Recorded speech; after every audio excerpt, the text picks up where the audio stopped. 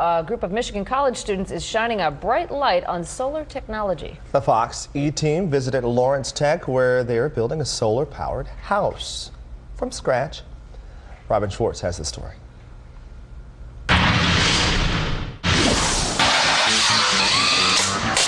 It's a decathlon unlike any other under the sun. These students at Lawrence Technological University in Southfield are in the midst of a construction marathon.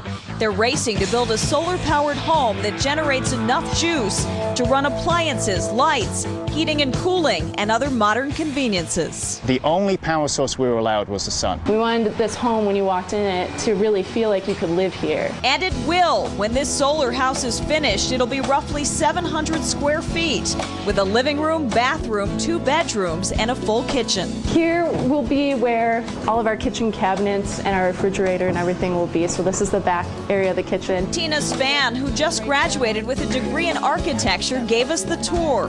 This house will be judged against 19 other solar creations from universities around the world.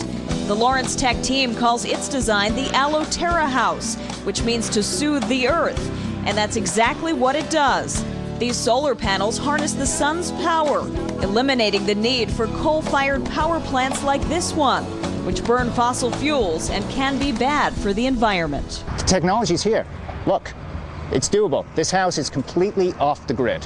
There is no power coming into it, it's self-contained, and it's actually an energy-positive house, which means that it produces more energy than it uses. The extra energy can be used to charge an electric car, and the house has other energy-efficient features, from inverters that convert the sun's energy into electricity, to a special radiant flooring, which turns solar power into heat.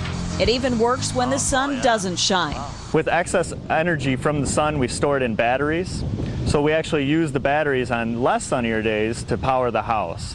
The students carefully planned every last detail, including the placement of these doors and windows. That's because the way the light moves through the house and the way the air circulates will determine how much energy is needed for heating and cooling.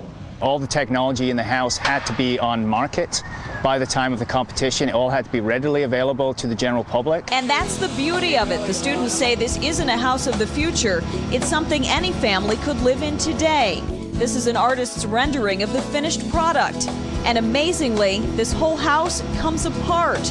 The students had to build it that way to transport it to Washington, D.C. for the competition. We have to make sure that these things can come apart, and when we bring them back together, that's all going to be watertight, that's going to be airtight, so that we don't have any leaks in the house. You're not losing heating and cooling loads. A house like this costs about $220,000, but it's fair to say utilities are included, as long as the sun hangs in the sky. We're not paying anything for power. We're completely off the grid. So the money you spend up front is paid off, in the long run by all the energy you save.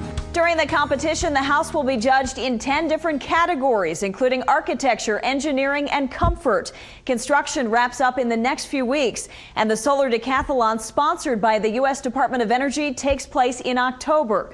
By the way, the city of Troy bought the house and will eventually put it on display.